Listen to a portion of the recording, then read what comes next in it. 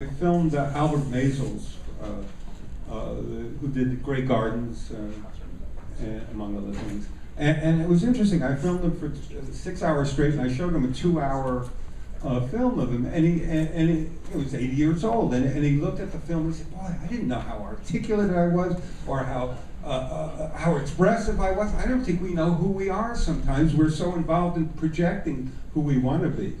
And maybe that's part of the story I tell. And Jeff tells his own story about discovering himself, his vulnerability, his loneliness, his honesty, his integrity. And I think the future of our storytelling might be using our vulnerability as our weapon, and being more and more open and trusting. Because I think where we're going in terms of the media and storytelling is just this subtleness of nuance that we keep on missing, because the media has been giving us another story that's not us, it's their story.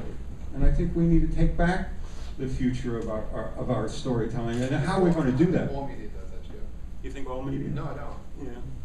Yeah. No, I think, to be fair, I think there's some media here that actually reports things the way it is. But if you want to, because I don't think that you can, I don't think everyone here lives on that side of the hyperbole, but I do think that that we are living in a time where, if anyone here ever commented that their friends' tweets didn't matter, I'd argue that that's one area that I'd take exception to, because I think that we are living in a period of time right now that we've never had in our history as people, where our thoughts are being recorded and being created for legacy. And whether you're 23 years old or 58 years old or older, I think that everyone here wants to be remembered for something. I think that despite who you are, where you've been, that you want to be known for something, and no matter wherever you end up. And I will actually go over time, but I can.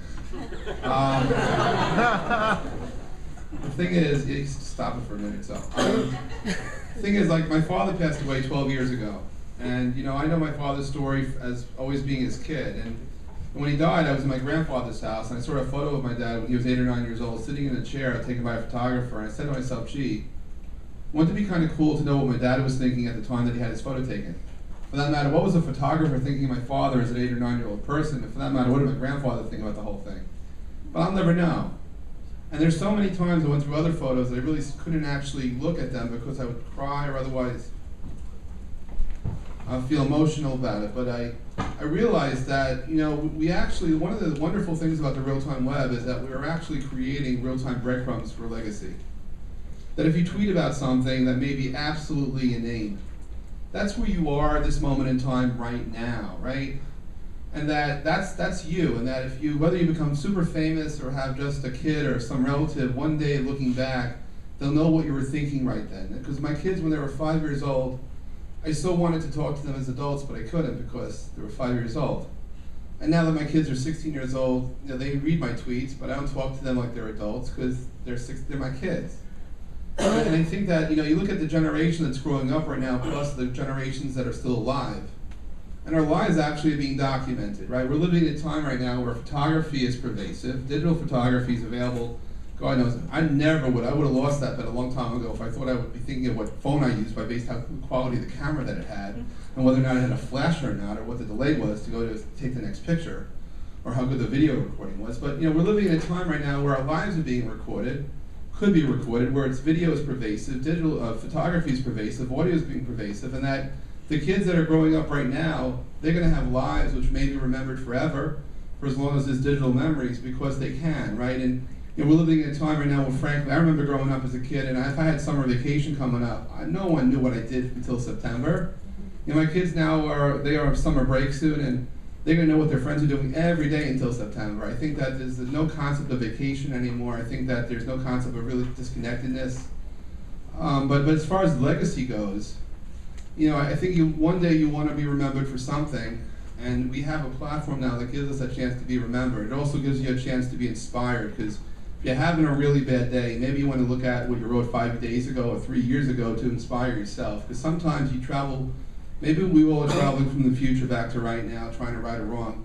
Maybe we have a chance to, I believe that every day we can make a difference if we just apply ourselves. And I think that from a legacy perspective, it's a very interesting time because, one day your future relative who won't be born when you die may have a chance to discover you.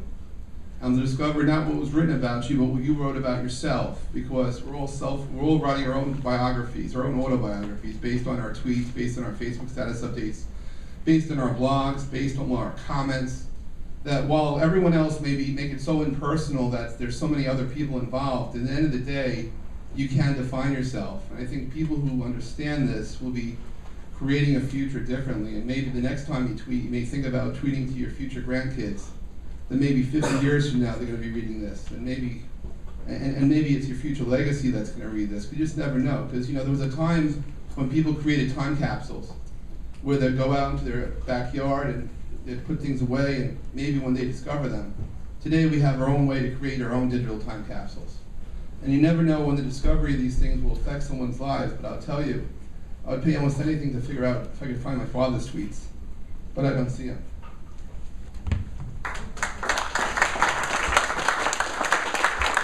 I want to bring out Luz here. Come